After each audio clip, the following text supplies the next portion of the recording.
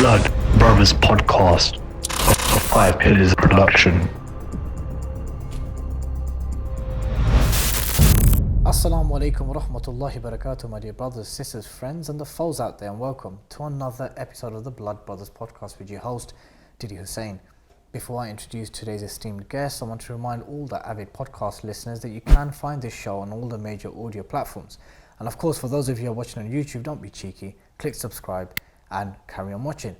Today's guest is someone who is a well-renowned digital content creator.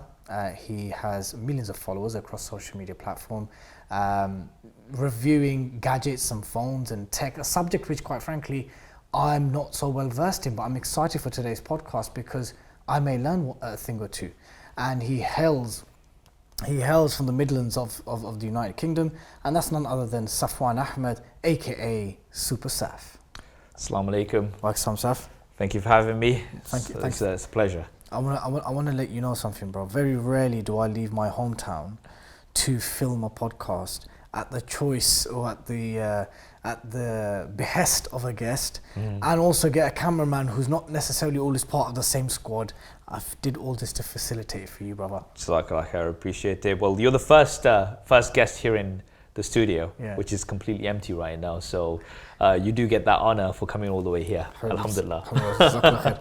Let me kick off with some quick fire questions. You know, they say from a fitness point of view to get the blood warm, also to get the mouths warm, and the brain thinking, And just please forgive me because there'll be certain things I'll be asking you which is purely out of ignorance. Okay. Because of my ignorance, there's going to be assumptions grounded on ignorance. Okay.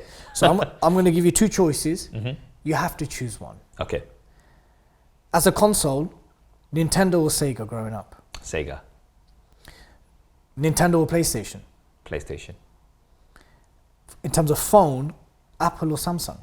This is something I get asked all the time. I literally use both. You'll see them both here. So you've got a Samsung there and an iPhone? Yes, so Samsung in the left pocket, iPhone in the right pocket, and it has been that way for a long time. Okay. When you're doing your stuff at home, like where you can't use a smartphone, do you tend to use your PC or a laptop? PC at home. PC at home, yeah? Yeah, Windows PC at home. Okay. Apple or Microsoft? So my laptop of choice is the MacBook Pro. Okay. So when I'm out and about, it's the MacBook Pro. Okay, but at home, the PC is... At home, it is the Windows PC, yeah. Okay. For TV, Samsung or Sony? Samsung. Samsung or LG? LG. Okay. In terms of social media, not necessarily where your biggest following is, because I believe that would be YouTube, right? Yes. Inshallah, you're nearing that 2 million big figure. But in terms of like your own personal likability, in terms of what you like vibing on, engaging your people on, Instagram or Twitter? Twitter.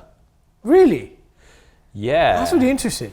It's much easier to communicate and contact people on Twitter, like just to have those conversations. Instagram can be a bit limited. Okay. So, and it's impossible to keep up with notifications on Instagram. I think Twitter's a little bit more organized in that sense. I'm actually very surprised by that. I Really? thought you would have said Insta. Twitter or Facebook? Twitter. Twitter or TikTok? In terms of engaging, Yeah. Twitter. Twitter or YouTube? YouTube. Yeah, I thought so. Yeah. Abu Dhabi or Dubai? That's a tough one. Abu Dhabi. Your pet hate? I have a lot of pet hates. The worst one. One which could result in me and you potentially falling out. And I have to think about this one. Something that really annoys you. Something that sometimes you have to test your own levels of sabr. Oh, there's a lot. There's a lot of things. Well, give us one. I'm trying to think of something specific because there are lots, but like mine's just going completely blank here. Any noises? Biting nails? Do you have road rage? I do have a little bit of road rage. I'm trying to work on that. Okay. Alhamdulillah. Okay, this is one of my pet hates, right? Go on. Is when people are leaving somewhere, say it's late at night, especially our lot, right? Yeah. So it's 12 p.m. I know you're talking about South Asian Desi, Yeah. yeah? Okay. Leaving the house, right? Finish the conversation in the house, go to your car and go. Oh, but if it carries on all the way to the car. It's like, I don't want to hear your conversations for half an hour. Just please carry on. Finish your conversations at home. Assalamu alaikum. Go in the car and then leave. That's one of my pet hates. Yeah. So it's just like, Why? But anyway, that's one of them. Fair enough. One of many. Many will come, I'm sure. The happiest moment in your life? Getting my 1 million plaque for YouTube, subscriber plaques. Definitely one of my highlights. And that's a huge milestone, bro. Alhamdulillah. MashaAllah. Saddest moment in your life? Saddest moment? Which really shook you, potentially changed you, went yourself for many days, weeks?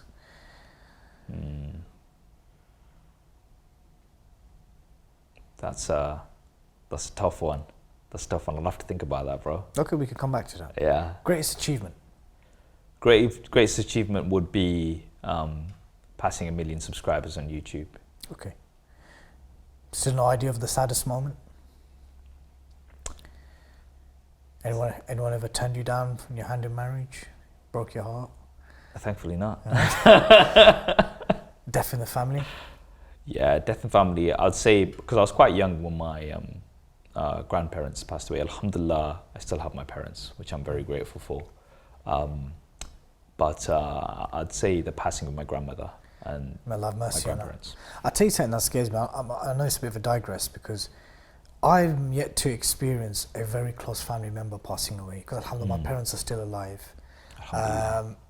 I never got to see my paternal grandfather. My dada, I never got to see him. He passed away when we were kids in Bangladesh, so I never actually got to see him.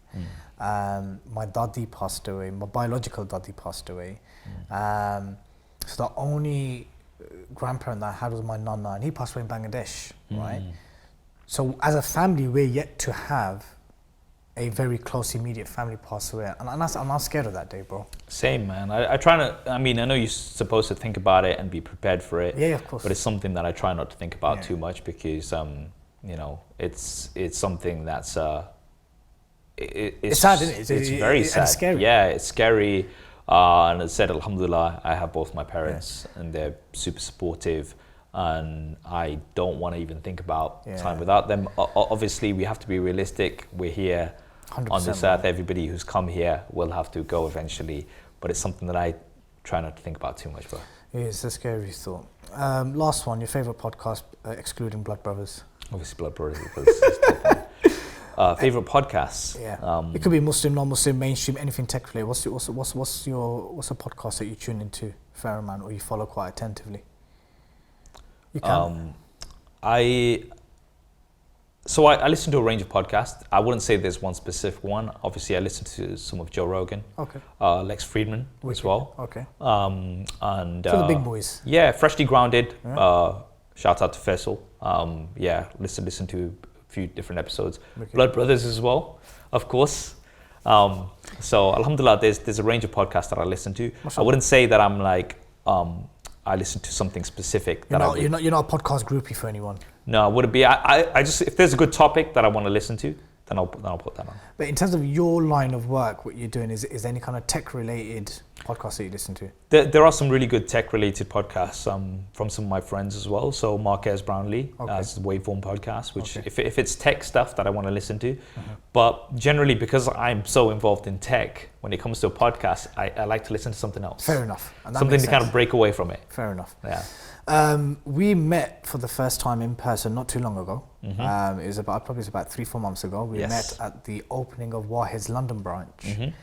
And when we met, you told me that on the way up to there, you were listening to the Yasser Qadhi podcast. I was indeed. And I was truly honoured, bro. I was honoured because, not that I didn't think that someone like SuperSaf wouldn't listen to the Blood Brothers podcast, but it's more to do with the fact that I watched your podcast with Khabib. And I rarely watch podcasts. And I watched that podcast for multiple reasons. Omar is a good friend of mine, of both of ours. Khabib is someone who I've been following since the beginning of his career. So I watched that podcast. Also, Habib understood your English, but he didn't understand Umar's English. Yeah? The South London English is a struggle. So there was an immediate vibe there, linguistic vibe there, right?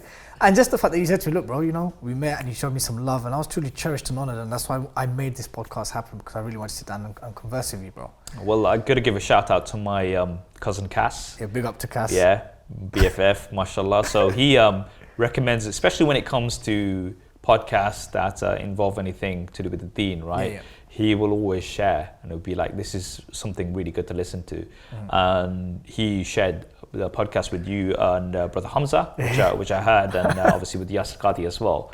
And I've listened to a few others after that as well. And alhamdulillah, you're doing a good job. And the thing is, like, I think we spoke about this briefly as well, that there's a space for podcasts where, you know, when you bring the guests on, it's not always just happy. It's just you actually, you know, 100%. grill them sometimes, which is needed because you want to get them out of your comfort zone, 100%, especially if it's somebody that you're comfortable with, like Brother Hamza. Yeah. You want to ask them questions which others maybe won't be able to ask or might not be on the same level to be able to ask. 100%. So alhamdulillah, I really enjoed it, and it's and with the Blood Brothers podcast, there's definitely a space for it. Alhamdulillah. Do you think I'll interrupt you much today?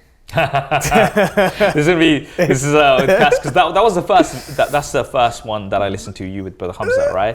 Now, obviously, I hadn't listened. I had seen, you know, I was aware of who you are, but I hadn't actually heard a full podcast. And now, you know, being somebody who does podcasts myself, one of the things that's very important is to, you know, completely let the guest finish before you say anything. And I was just like, this guy, man, why is he interrupting Brother Hamza? And then I got the context later on because of obviously you guys are we're good like friends. brothers, you're good friends, friends. and then once I kind of, you know, finished listening to the podcast, I had a different view of it to when I came in initially as somebody that was a bit of an outsider. I think what it is just on the podcast tape. I've been on TV bare times, bro. I'm talking like Kay Burley, Piers Morgan, Nicky Campbell. I mean, all the prominent British pundits and presenters, and they used to give me a hard time, right? Constantly interrupting. They'd always interrupt me, but with other non-Muslim guests that they had on, for whatever reason they may align with them from a worldview point of view, we'd let them have uninterrupted time.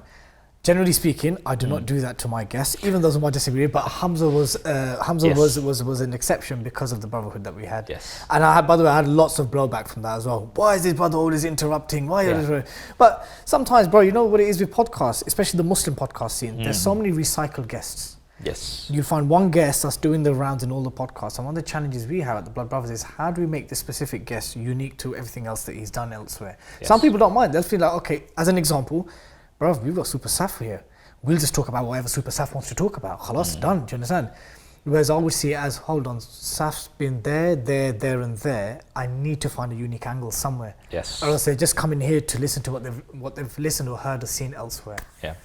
And that's something that's unique about the Blood Brothers podcast. And this is what actually made me want to listen to more. But as somebody who, and those comments as well are from people who are probably just kind of coming in 100%. and kind of like, oh, hold on, what's going on right here? And that's my initial impression. But obviously after hearing the context and hearing more episodes, I kind of realized, and obviously after meeting you in person as well, mashallah. Thanks, Saf. Right, let's start with how you got into tech and gadgets, because brothers who I've grown up with that have similar interests like yours, please forgive me for the language, like tech, nerdy, geeky kind of guys, right? These are some of the brothers who used to, like, back in the day, they used to unlock the phones to all networks, the Nokia phones back in the day. Or they used to get you the ringtones, the kind of da da da da da da, or like ding ding ding, all the Snoop Dogg ringtones. They used to unlock all the stuff on the phones. That was me, by the way. Make it all networks. You bring a 3310 or a 7610 matrix or somewhere. Bruv, open it up to all the networks. I've said it was Orange, 121, Vodafone, BT, or O2. That was it. Those are the brothers that were into that stuff, and they're still into that stuff. Yes. Was that you? That was you just described me there, right there. It's literally, I was the guy. Anybody wanted the phone unlocked. Anybody wanted one of the latest ringtones, or remember on those 3210s, 3310s, you had the little graphic. Of course. Yeah. So I would be the guy who'd be able to hook you up. So, but that kind of ran as a theme throughout, like especially with family and friends. If they wanted to buy a new phone, if they wanted to buy any piece of tech, whether that be like a laptop or a TV, they'd come and ask me for advice first before, even if it was like a monitor. They'd be like, Saf, is this good? Is this good for the price? And then I'd be like, nah, actually, you probably want to get this one. And that was something that was a running theme from when I was very young. And there's certain things which you don't really realize why you're passionate about, why you're interested in. It just comes to you, right? So in school, did you like IT? So IT, like, this is the thing. I did do IT, but I'm not somebody who kind of sticks to something. I want to kind of go out and explore, and do my own thing. So I was making websites in HTML and CSS in school when that wasn't even a thing. Wow. Like, they would never actually tell you that this is what you have to do or whatever. That's not what you were taught. You were taught Microsoft Word and Excel and whatever. And I'm like, I'm way past this, right? I want to go and build my own website. So I'd go and do that. At 15, 16? Yeah. So just very early on. And then I got very interested in Adobe Flash as well. Okay. You're old enough to know that. Some of the guests might be like, huh, what's this? Yeah, Adobe Flash, bro. Come on, Adobe Flash. So I was actually an Adobe Flash expert. So like, that's what I, got my first job in as well. So I was an Adobe Flash designer. But I think the thing with me is what I've always been, which I think is a little bit unique, I think, is that I've always had an interest in the technical side of things as well as the creative side. Usually you get somebody who's just a creative, and sometimes you get somebody who's just technical, right? So when I used to build websites, I used to incorporate motion graphics and interactivity with that, which was quite unique at the time. There wasn't many people doing that. So I'd combine, so I'd be coding in the background, but I'd also be designing and, making elements in 3D. And that's something that I think, you don't usually find, which is something that I think I really like doing, is looking at the creative side as well as the technical side. Saf, I tell you something, bruv. Khabib was right. It's crazy. You've got those glasses on. It's like me talking to myself. Tell the viewers what Khabib said about the glasses. Tell me about that. Yeah, so these sunglasses are part of the brand. Yes. They always stay on, even in videos and everything. But during the Khabib podcast, he was happy. He was fine. He was just like, cause it's crazy because I'm just seeing myself there. No, so what's interesting is right now, say for example, you've got the notes there, right? Yeah. Okay. Now, every time you look down to your notes, the viewers will see that unless you cut to me, right? Yeah. If I've got these on, I can easily be looking at my cue cards without anybody even. So you don't know where obviously I'm facing you right now, but I could put my eyes down, you wouldn't know, right? I wouldn't. And in the same way, it's a Casey Neistat hack, who's a good friend of mine, lovely guy. But for instance, when you're vlogging, you have a tendency to look at the screen. It's just natural, right? Yep, of course. But you're not looking at the camera, because that's where the line of sight should be. So in the same way, when I'm doing a video, for instance, right, and I'm looking at the camera, sometimes I'll have my eyes closed because I'm trying to think of what I want to say. Nobody knows. So that's one of the hacks, right? But it's almost become a bit of a thing. But with Habib, we were sat down, we were talking about this, and he was just laughing with me. And then he said, he understood why I wear them, and I also gifted him a pair. I'd gift you a pair as well, but they're on back order. We've got some stock coming, so inshallah I'll get some out to you. But I gifted him a pair of the sunglasses as well, and then he was just like, we were very close, like even closer than this in the setup, and he was just like, he was laughing that he can see himself. I'm like, isn't that better than looking at my face? It's like a reflection. Yeah. And it's a clear reflection. Yeah, so I'm like, but then I said to Khabib, isn't it better for you to look at yourself than me? He's just laughing about that. But then I did remove them for that podcast. And also I think for that podcast, speaking of the Muslim Money Matters, it's not about me, right? It's about the guests, and it's 100%. About the topics we're going to be discussing, which are about, halal finance, the dangers of riba, and these topics. So I don't kind of want the attention to be on me, right? The intention of the podcast is to be educating Muslims about 100%. Finance and things like this, which we don't get otherwise. So I kind of want the attention off me anyway. So then for that, I think it actually makes sense for me to take these off. MashaAllah. How does it feel actually doing a podcast with Habib? Because he's only done 3 external podcasts. Do you know that? He's got his own Eagle FC podcast that he does, that's MMA related under his kind of championship brand or promotion. But he's done the Nelk Boys, the Mike Tyson podcast, which he said that he wasn't too impressed with. Yes. And then he done the Wahid Invest podcast. How was it meeting Habib? Because not many people have that kind of close proximity. Yes. Let alone sit down with him and converse with him. How was he? Is he as people believe and seem to be? I felt that with the 10-15 minutes I saw him. But you lot spent a lot more time with him. Yeah, he's a lovely brother. He's, got just good things to say about Brother Habib. Lovely brother.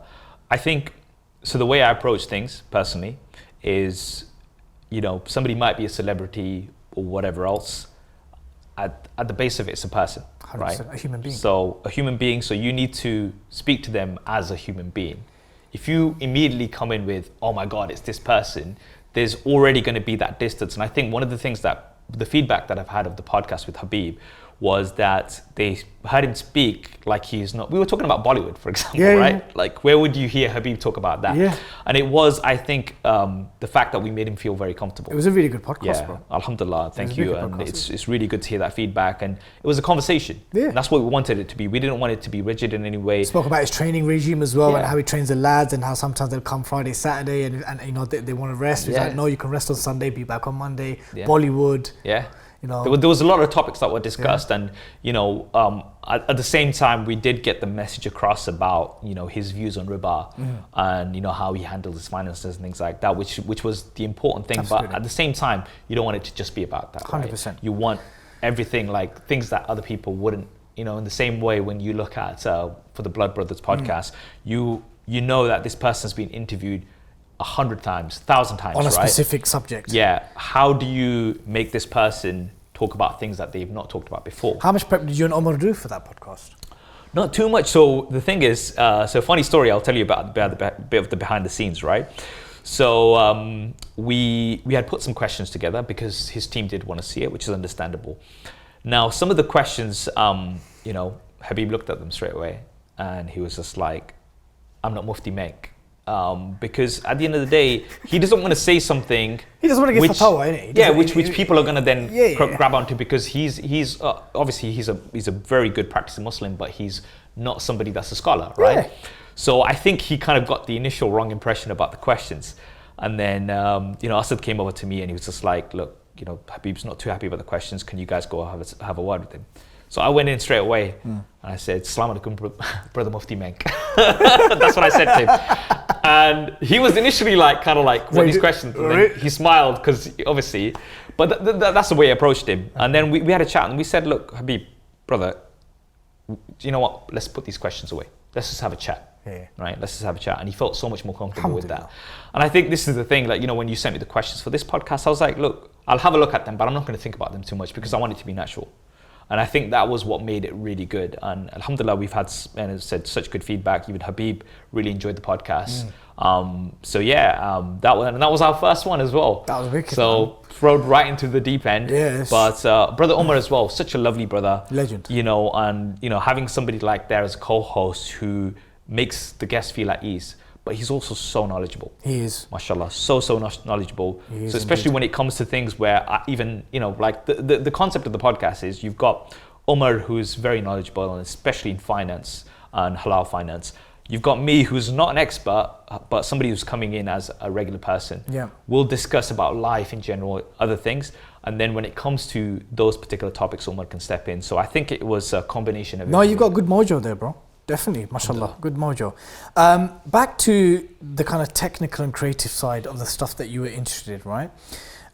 Again, I want to, because I'm curious. Yeah. What's your thoughts on why Blackberry failed or went downhill as a mobile phone? Because it was the phone for like business people, office people, corporate people. I mean, I had a few Blackberries myself. What killed off Blackberry? BBM was massive. BBM was massive, but then WhatsApp kind of smashed it. Yeah, it did smash it. So the thing is, firstly, I actually didn't back then. I didn't get onto the BBM hype. Okay. I was different. I was different, like from that point of view, because and I think it simply comes down to, and this is the case for a few different things, like Windows phones as well, right? Too little, too late.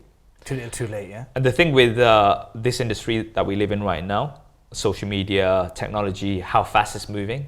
If you don't keep up with the times, you get left behind. And that's simply what happened with BlackBerry. They didn't move quick enough to adopt what was happening. And the same with Windows Phone as well, right? Yep. You've got these big players now. Obviously, Apple came in, changed the game. Whether you're an Android fan or an Apple fan or whatever fan, you can't deny that the iPhone changed the game completely, right? We had that on Nokia's. Again, same with Nokia. Yeah, crazy. Too little, too late. So, and they were the dons of the mobile scene for years. You couldn't imagine anything knocking Nokia off, You just like, not never, never's gonna happen. Not Motorola, not Panasonic. Yeah. None of them came close. None of them came close. Samsung was pretty good with their flip phones and things like that, but then there was Nokia was just dominant. What about Sony Ericsson? Do you remember Sony Ericsson phones? I had the K700i, 100%, man. big phone. That was good. And you had the Walkman phone as well. Walkman phone as well. Yeah. I had all of those, man. But what happened with all of it? Was it just a case that they just were too slow with the times? Well, I mean, with Sony, obviously they, did go on to make the smartphones. Yeah. Motorola again still makes them, but then the ones that really took off, and I think Samsung were the ones who really kind of saw, okay, we've got Android, and if you look at the first few Samsung devices, they looked a lot like the iPhones, They right? did. But they just didn't work as well, right? But then when you got to things like the Galaxy S3, then it's just like, okay, now Samsung means business, right? Yeah. You've got amazing displays, because guess what? Samsung makes the displays for all the devices anyway, right? Yep. Okay. You've got really good cameras. There's so much that they bought, and I think Samsung's a great example of somebody who, a company that kept up and like, okay, no, here's some competition coming in. Let's make some changes and really take advantage of it. Whereas, others like Nokia, Blackberry, Windows Phone, they were too slow, and you can't be slow in this environment. On to a bit about laptops. Okay. Dell. What do you think Dell as a laptop? Dell makes some really good laptops. The XPS series is really good. I used that for a long time as well. They still make some excellent laptops, man. Acer?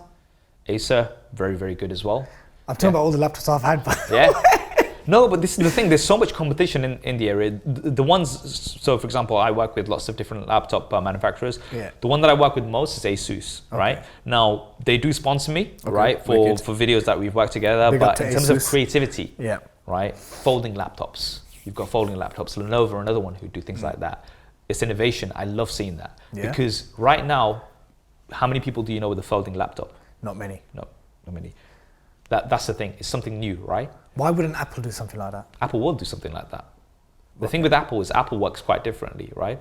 They have a look and see when something settles as a form factor or something different, and then they'll come in with it. So, for example, they don't have folding devices yet, folding phones and things. Okay.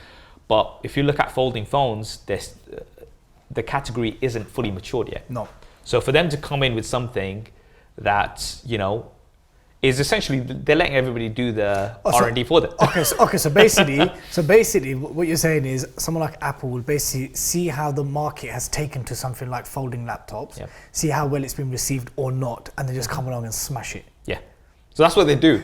And it's a very, they can do that now. Remember when they came up with the iPhone, it was completely brand new, right? Yeah. When they came up with the iPad, it was again new, it's fresh, right? But right now they're in a position where pretty much everybody who's everybody has an iPhone, right? Basically. So when they want to come up with something, there's a certain level of expectation that you have.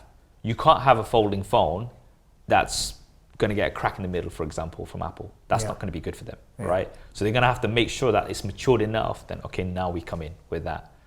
That's what they do, man. And Crazy, they do it man. really well. You can't deny.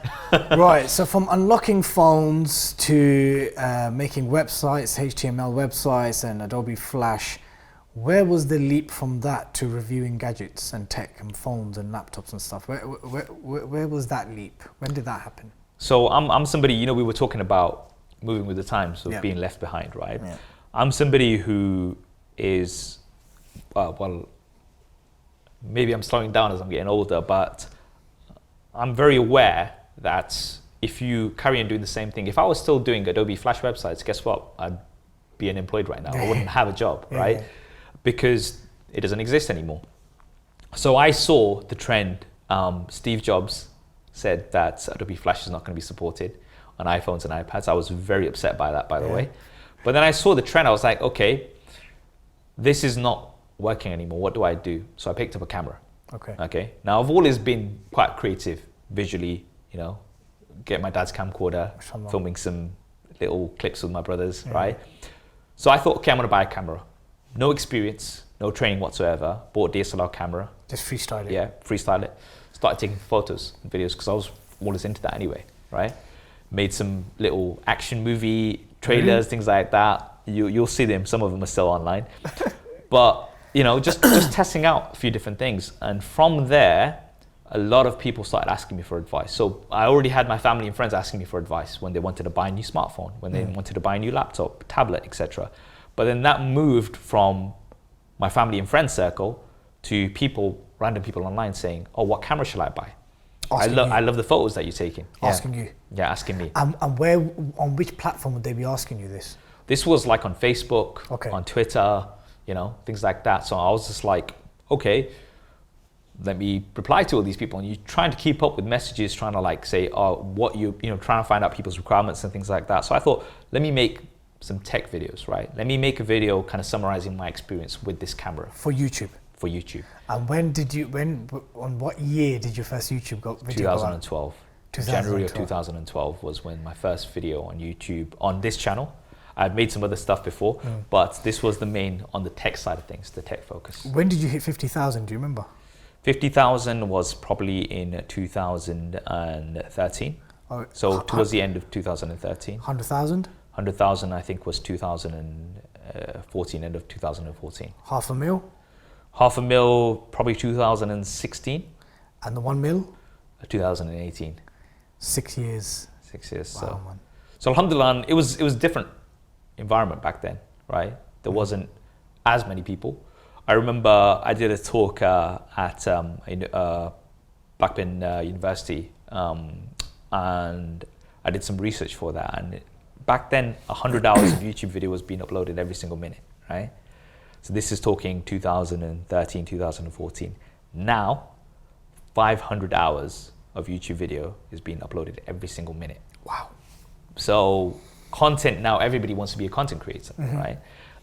It's funny, I actually saw this in the news that, people are like getting worried because they need construction workers, plumbers. All the kids these days want to be a YouTuber. Want a TikToker, content creator, basically. Blogger, So it's just like all of these skilled jobs that people are needed. Like there's not much update for it. And it's just ideal for Gen Z, isn't it? It is. It literally fits into exactly what's been defined as the kind of things that they gravitate towards. Yeah. Content creators, TikToker, YouTuber. Yeah. How much pressure is there for you to create content? There's a lot. Because I guess if you stop making content, your channel will sit there and it'll accumulate subscribers from older videos. Yes. But is there a pressure to always be creating content? There is. Less so from the YouTube algorithm. A lot of people blame the YouTube algorithm. I've got my thoughts about it, but a lot of people blame it, saying, "Oh, if you don't upload for this amount of time, then your channel is not going to work anymore." What is that amount of time that you've heard? Well, there's lots of rumors about a few months if you don't upload, but more so it's about viewership, right? So, for instance, if you own a restaurant, right, that sells great stuff, or you own a cafe, for example, and there's regulars at that cafe that keep coming back to that cafe, and then you close for a year, right, and you relocate. How many of those original customers are going to come back? They would have found somewhere else to go, right? So in the same way, if you use that analogy on a YouTube channel, there's viewers who come back to watch your content. Now, if you're away for a year, or even like a few months, they're going to find other people to watch, which is fair enough, right? That's normal. But then as a content creator, you have that pressure of constantly uploading. Like I can't take a break for more than like a couple of weeks, right? Maximum. But even then I've kind of worked really hard to prepare content that I can be posting on that time, right? What's the longest time you've taken off in not being in front of a camera creating a video? What's the longest time? Maximum week, I would say. A week? Yeah. Wow. Yeah. And I guess in your line of work, you can't even like block film stuff, can you? Because there's new stuff that's always coming out, new stuff to review. Exactly. You hit the nail on the head, because a lot of people will say, "Oh, can't you just batch film and then feed the content?" And that's easier said than done in the tech space, because the tech space is very much based on what's out there. So if there's a new iPhone, that's when there's going to be the buzz. You need to make sure you've got lots of content there, because that's when everybody's going to be coming to watch, right? Yes, I'll make videos, say, 6 months later on the iPhone and things like that, which is all well and good. But really where you see the peaks are when new devices are released. So you have to be on there. And the thing is, you don't exactly know when they're going to be. Like Apple will give me a message like a week before the launch. So you'll hear about the announcement. They'll be like, "Okay, we're going to go to Cupertino next week. Can you make it?" So you kind of have to keep. So September, I usually keep free. So it's just like, anybody asks me, "Oh, do you want to do, like, should we go somewhere in September?"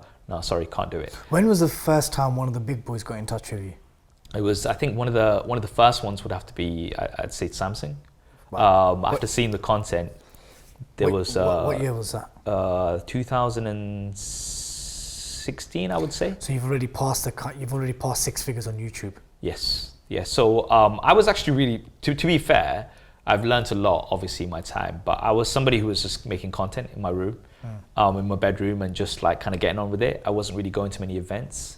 I think one of the first events I actually went to was a Motorola device. So Big up to Motorola StarTAC. Yeah. Do you own that phone? Yeah. It was such a gangster classic phone. Yeah. It was. And LG was another one. course. Now again, LG, they don't make smartphones anymore. They've wrapped up on that side, but they were one of the first ones to actually invite me in London.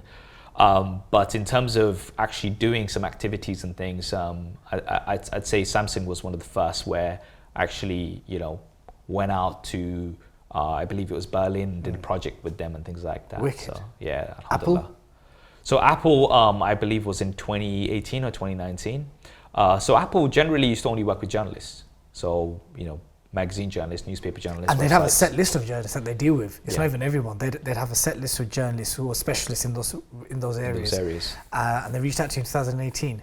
Yeah, so That's this was huge stuff. It was alhamdulillah, and from that point of view, because they started to then work with content creators, right? Where they started and they were pretty late to the game, I'll be honest, like others were already doing that. And then they started like inviting myself to events, and like Apple events or just something else, like going to Cupertino to the Steve Jobs Theatre. Like that place, the vibe there is just something else. So yeah, that's going to be one of the highlights. Like I'm sure for a lot of people, being able to go to one of the Apple events, which you see online. How often do you? So there's like a cliche stereotype of like fintech, like techie guys, like, oh my god, I went to this meeting and it was like it's so new and this is it's so cool and welcome. Is that what it's really like? A lot of like people who are dressed really fancy and wokey and like. No, man. Or the different types of people that you've got people from all around the world, and a few of the friends that I've actually made there and like got close with. Shout out to my brother Khalifa Al Haroon from Qatar, right? So again, he's there, and then that's where we actually met, was an Apple event first, right? And now we're like really close friends. So you get people from all around the world, right? And everybody kind of comes together for this tech launch. And as I said, like, one of the things we always complain about as content creators is you go to these events and they'll try to create a bit of a vibe. So it's like moody lighting and stuff like that. And it's just like, bro, I want to try to film this device. The lighting's rubbish. So it's not. You know what I mean? But Apple, beautiful, white, bright light. They want their products to look their best. They understand it, right? And this is the thing which I think a lot of other brands are now starting to understand. They're like, okay, look, if we're calling journalists from all over the world, right, we want our products to look best. 100%. You've got the best lighting possible. You've got, everything's perfect, right? And that's something that you'd find that you'd struggle with in so many other events, man. Like, it used to be such a struggle. You're like, why are you doing this? Like, I want to make your products look good, but the lighting is so bad here. Yes, it's got the vibe, it's got, like the moody, so edgy lighting and stuff, but it's just like, it's about the product. Who cares about all of this? How did you feel when Samsung and Apple reached out to you? Because that's a huge achievement, bro. I mean, to deem that they know of your existence, they follow, they know that you create content in relation to their industry, and that you were important enough for them to reach out to. That's a huge thing, bro. It is, alhamdulillah. And how did you feel when they first reached out? Or was it just more? Because I'm not saying that you should be like, wow. But some people should be like, oh, meh, okay, cool. No. I mean, for me, obviously, working in the industry for so long, it was amazing. Like being recognized for your work in particular, because obviously, if they've got in touch with you, then you know that you must be doing something right. Okay, so them coming and wanting to invite you to their events, which are quite exclusive, because hey, they can't invite everybody, right? So being able to do that, and especially getting early access to devices, that's something that's a huge thing. Bro. Yeah, being able to get early access. And remember, like I review technology, so sometimes I'm critical of devices, right? So for them to be able to still invite you despite you being critical for some of the devices, they see that you've been constructive, you've been professional in your coverage, that they actually want to call you over. You know, if you're somebody who's just going to be, you know, bashing somebody for the hell of it, then they're not really going to be interested. Okay, let me ask you something. What has been your most scathing criticism in terms of video or model for the iPhone? What's been your most critical video or review of an iPhone model? Well, I think the thing is, if we look at iPhones. I'm an iPhone fanboy, by the way. Yeah, well, I literally work with my iPad, my ear. You're full on the Apple ecosystem. Full on the Apple system. So I think I don't think there's necessarily been a bad iPhone. Let's deal with some myths. Do they purposely put glitches in there so they don't update and you have to buy the new model? Well, it seemed like that, didn't it? With that's what the. But there was obviously more to that story because like battery technology is such that it degrades over time, right? And in order to be able to... Because wallahi, my iPhone starts messing about after 3 years. Every iPhone I get starts messing about. When I mean messing about, for example, it'll switch off randomly. Yeah. And then like, it's just too funny stuff, but switching off randomly is the main one. Okay. You know, the recording, the mic, it starts messing up when it's not had any major falls or anything. So, you know, you're saying that about an iPhone right now, but I'd say that applies to pretty much every other device. Really? Yeah, because at the end of the day, the way it works is you have a piece of technology and you know how fast technology moves, right? Okay. Like if you look at the chipsets, you know, right now they're about 4 nanometers, which is microscopic, it's tiny, right? Okay. So now when these chipsets and everything get better, right? Technology gets better, the software, how does it keep up? Of course. Right? So you've got new software which is more demanding, especially with the camera apps and things like that, you know, like video creation apps and stuff. So as that develops, like the technology is still struggling to keep up. And if anything, like right now, I'd say, you know, Apple is really good at continuing to update devices, probably the best in terms of... You're talking about the iOS updates? Yeah. Google, obviously, because they... You know, Google. Yeah, Samsung has been really good recently, and lots of others are now starting to kind of come on that trend where they're going to support your device for a long time. Okay. But I think that's just a general thing with all devices. To be fair, like personally speaking, my advice to a lot of people is 2 to 3 years is what your device is going to last you optimal. Don't get me wrong. Some people will have the same phone 6 years and they've got no problems with it. That's absolutely fine, right? But generally speaking, if you want to be up to date, you want to have the best cameras, you want the best experience. 2 to 3 years. 3 years, I would say, on average, for a regular person. You want to update your phone. Obviously, battery life, it's just the way battery technology works. It degrades over time, right? What iPhone do you have at the moment? It's 14 Pro Max. And what Samsung do you have at the moment? S23 Ultra. Are those the 2 latest ones? Those are my 2 go-tos right now. Okay. Yeah, so they are the latest. So the iPhone obviously came out in September, and the Samsung came out in February. How often do you upgrade? And as soon as there's a new model, you upgrade? Well, see, obviously I'm in a bit further. So, you know what's funny is before I actually started doing this, I would only upgrade my phone, I would say every, again, 2 to 3 years, right? Usually 3 years, I would say, right? But because I do what I do, I'm always changing phones. So my iPhone usually stays consistent throughout the year because that's like the iPhone. So I have a SIM card in there. And then my Android phone will switch depending on what I'm reviewing. So I'm going to be doing my full review of the S23 Ultra. Then if I'm on something else, the SIM card will pop into that. And then, you know, we'll switch throughout the time. So which of your 2 phones do you prefer connecting to your car? Connect to my car. Right now, it's the Samsung. Okay. Because again, I'm reviewing that, so you know I have to get that full experience. I have to be using it day to day to really tell you what's good and what's bad about it. Now let's kind of move towards, right, I wouldn't say the darker side of smartphones and tech and stuff like that. It's the impact that it's had on humanity. Yes. And especially the youth. How much people are glued onto their phones. There's scientific research out there that have sought direct links and correlations between screen time, especially in the age of social media. So I do need to make that distinction. I'm talking about smartphones in context of social media, right? Because smartphones can be used for multiple things, to be honest. We're talking about its usage in light of social media. How much screen time do you have? Do you average? So I between both of the phones, I'd average about 5 to 6 hours of screen time a day, which is quite a lot, obviously. Okay. So I'm thereabouts as well. So. But that's due to the line of work that we do. There is a requirement to be constantly on the phone, whether it's for news, to post on socials and stuff. I mean, do you acknowledge or have you observed the effect that it's had in social media, smartphones, and the youth? I mean, it's affected me personally. My attention span is a lot lower than it used to be. I mostly watch YouTube videos in 2 times speed. Okay. Right. Really? Yeah. Not even 1.5. 1.5 sometimes, but you know, because the thing is, I want to get the amount of information in the smallest amount of time possible, right? Even when I'm editing video, I'm editing in super speed, right? That's just the way my mind has now been programmed, right? So I fully firsthand understand the impacts of social media on the attention span, but I think it's especially for kids, right? With the likes of TikTok. Yeah, it's crazy. You've got 3 seconds to catch their attention, otherwise they're on to the next video, right?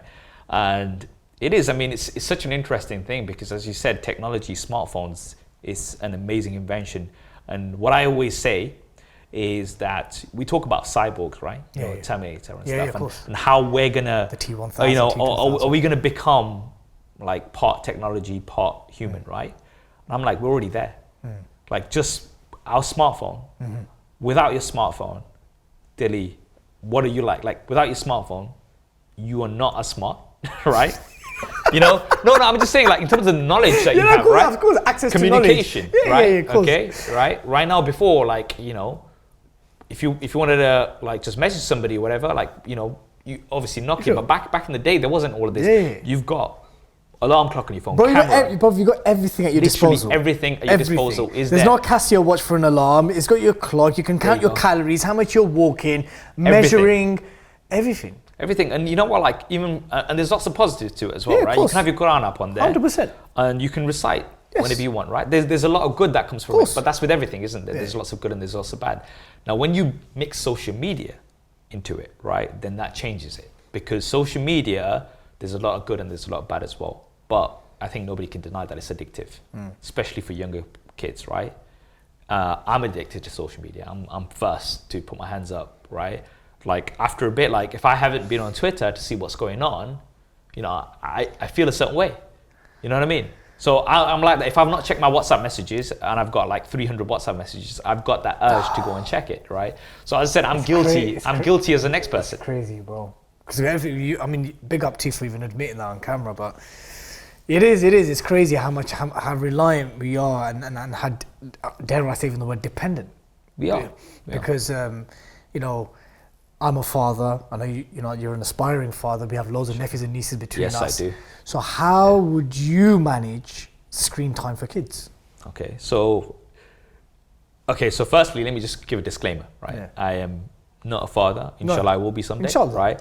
So it's very easy for me to say things. Tell me the thoughts that you've had. Because, you know, being a parent and not being a parent are obviously 2 different things. I can say a lot of things. All of these things might go out the window when I've got a kid and be like, all right. Listen to this, yeah? You know what I mean? You know, there's an old English adage, do as I say, not as I do. Yes. Right? So Yeah. there's an ideal theory, Yeah. and then there's the implementation. Yeah, but this is the thing. So I want to make that very clear first, right? Because I don't want to be sitting here, because I know like people are like, oh yeah, it's easy for you to say, right? But for me, social media, right? For multiple reasons, technology I think is very important, right? So, and you know, technology nowadays, like with smartphones, you could actually, you know, Android and Apple both have this, where you can limit screen time. So you could say in particular apps, okay, 1 hour on this app and that's it, that's all you're gonna get. So from that point of view, it's, I think, more easier than ever for you to control screen time for kids, right? So that's something that I would want to implement. However, when it comes to social media, I'm still of the opinion that social media should have a minimum age. Really? To me, that's 16, right? I think that's reasonable. Because social media has so many different impacts. Like we listen to, like, okay, back in mine and your day, right? If you had a bully at school, right? That bully is contained. It's not right, don't get me wrong, but it's contained to school. In the school. Now that bullying continues on social media. 100%. Continues and it spreads. And it spreads. This is the thing. So now the thing with social media is it's addictive, right? And especially for young kids, for your self-esteem and like, especially, you know, young girls. Yeah, now you're 100%. comparing each other. Always, right? constantly. Young boys have a certain perception of what success is. Yeah, what success is, what's like in terms of physically, right? Okay, What's how you're supposed to look. What's desirable and what isn't. It is. In fact, success and what's good and right is measured by the youngsters perceived on what they see and what they consume on social media. Exactly. And I think that can have such a negative impact, especially on young minds, because they're not old enough to understand that this is fake, right? Okay, I say it all the time. Have you ever had this? Have you ever bumped into, like, in networking events that you've attended of the big boys? Have you ever seen representatives of TikToks and Facebook? Have you ever bumped into? Yeah, I have interacted with a lot of them. Now, obviously, as companies, there's lots of things that they're doing, but fundamentally, it comes down to the individuals, right? Yeah, of course, okay? 100%. They want you to stay on their apps. Yeah. The more you stay on their apps, the more ads you're going to see, the more money they're going to make. That's just as simple as that, and that's just the way business works. So, you can't really blame them, because at the end of the day, it's a business, right? Okay, that's what they're going to do. Now, it comes down to the individuals. If you have that addiction, right? Now, for instance, Apple and Android both have limitations. So, for instance, you could set a limit that, okay, I spend too much time on TikTok. You could set your limit to 1 hour a day, and then that app's going to be grayed out, right? That's available for you, and they've made that available for you. But fundamentally, it comes down to the individual, doesn't it? 100%. And if you're a young child who doesn't fully understand the implications, right, then, even more so, which is why, in my opinion, again, I know others will have different opinions to me, but I'd say the minimum age for social media that's a very reasonable would age, be bro. 16. Like, I told my nieces, I was like, I'm not going to follow you back until you're 16, right? I think that's a really reasonable age, Yeah. bro, because, wallahi, the kind of content. I mean, look, TikTok is the one social media that I use the least. Yeah. As soon as I go into it, boom. Yeah. Madness, bro. It's madness. It's madness. It is. From the moment you get in, I mean, first it was Andrew Tate stuff, yeah. That consumed, I'm like, I've just logged on to TikTok. How did my brother get here? Yeah. And then there's obviously the kind of fasha that's on there as well. The kind of, like, I didn't sign up to people dancing and all this kind of, like, really explicit stuff. And I'm thinking kids are being exposed to this, right? On Instagram, obviously you've got drill artists and loads of, like, people in the rap industry and stuff. They're projecting a certain life, and then all of a sudden you've got kids imitating that. And I'm just seeing the stuff that's being consumed is crazy. And to think that 11, 12, 13-year-olds, younger than that, are being... Bro, one of the things that, I talked about with Brother Muta Bill, lovely brother. Obviously, he was in the music industry. And, we were talking about this, that right now, you can go onto TikTok, Instagram, top trending tracks, right? The top trending tracks will more likely than not have explicit lyrics. 100%. And when I'm talking like explicit, I mean fully explicit, right?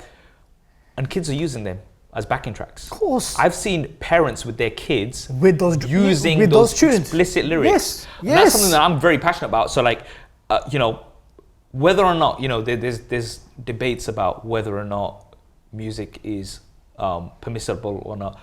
I'm not going to go into that. I'm not a scholar. I can't go into that. What you can't deny, whoever you are, is that explicit lyrics are wrong. You simply cannot deny that.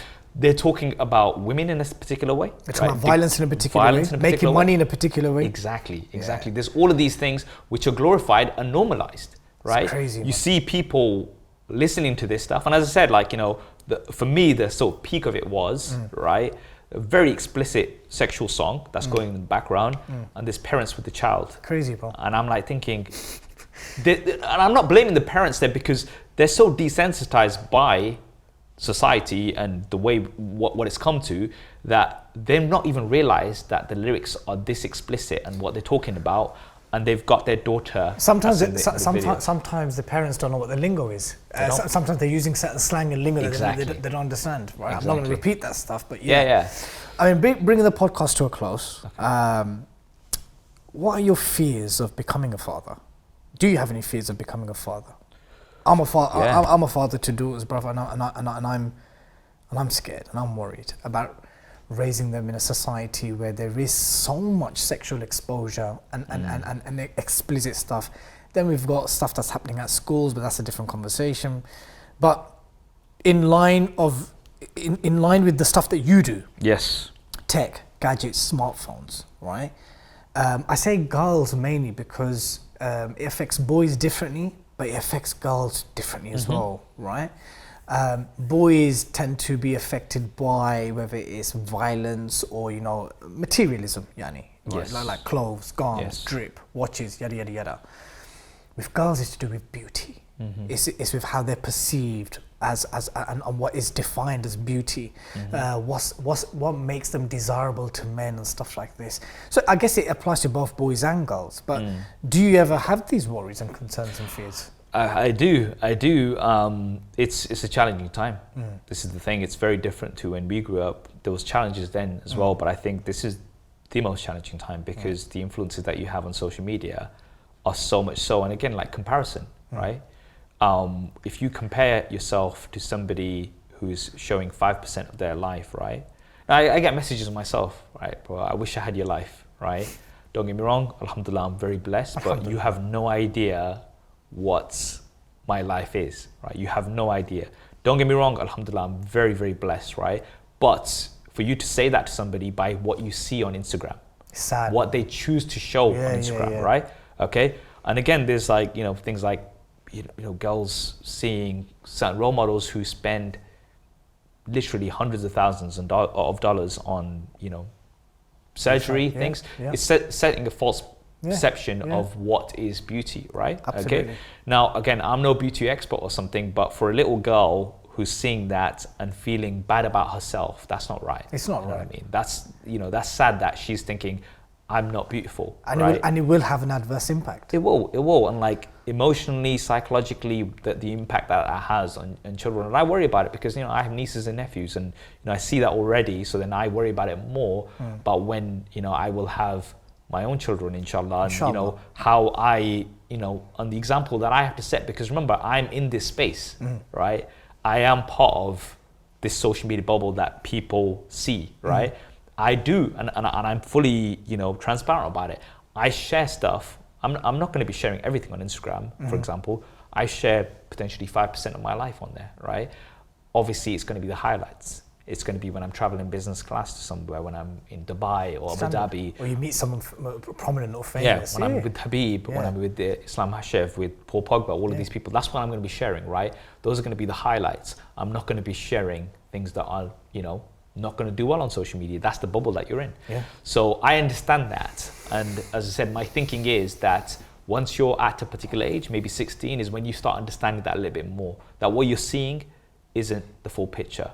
When you understand that and you're aware of it and then you're in it, there's still risks, don't get me wrong. Sure. I still compare myself subliminally. Yeah. You see somebody with more success than you, you're like, oh, I wish I had that, But I'm aware of it. I can step back and think, hold on, wait, this is social media, right? Yeah. Whereas when you're quite young, it's challenging. So, may Allah make it easier for all of us. It's a challenge. And I'm glad you actually said that, because as soon as you said that, a hadith came to mind. When you said you'd look at someone else, you're like, I wish I had that. Or like, when can I be in a position to attain that? And the Prophet said in a hadith, he said, always look to those who have less than you. Yes.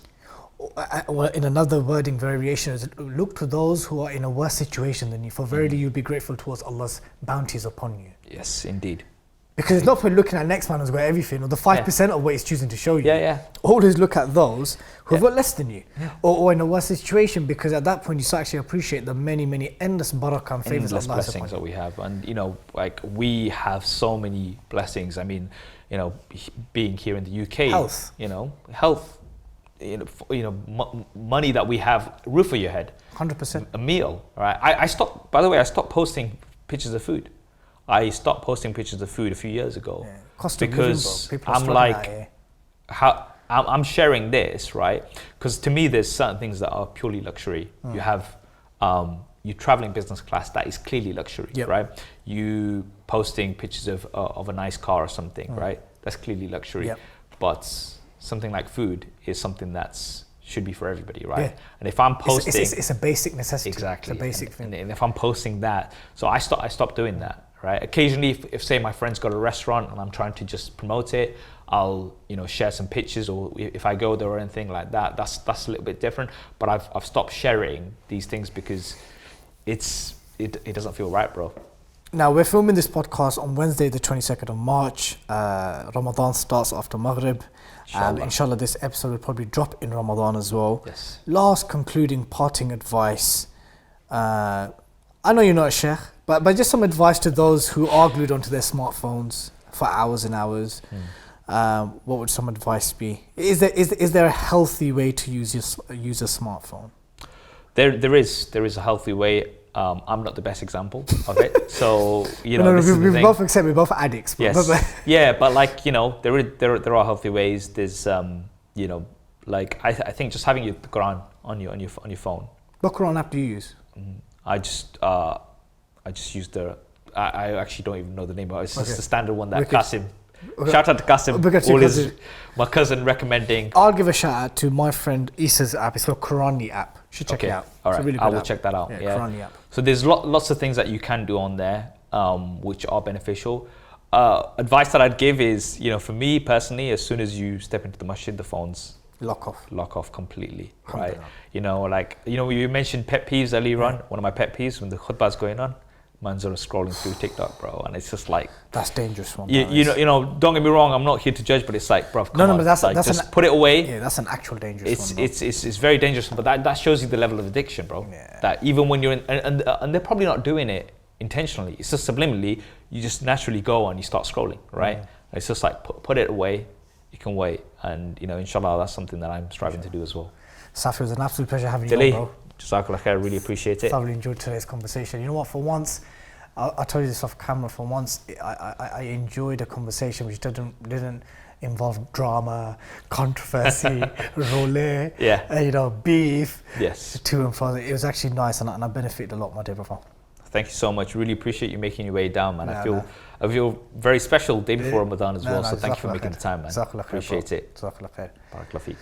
Brothers and sisters, I hope you all thoroughly enjoyed today's podcast. Please take heed of what Saf said in terms of like smartphones and social media and healthy options to use it in a better way, in a proportionate way.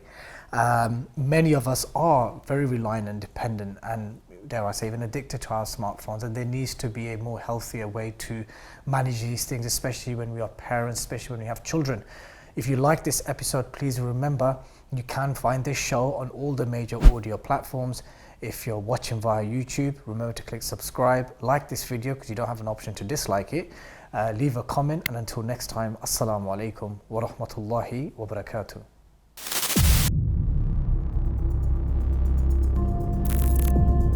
Blood Brothers Podcast, 5 Pillars Production.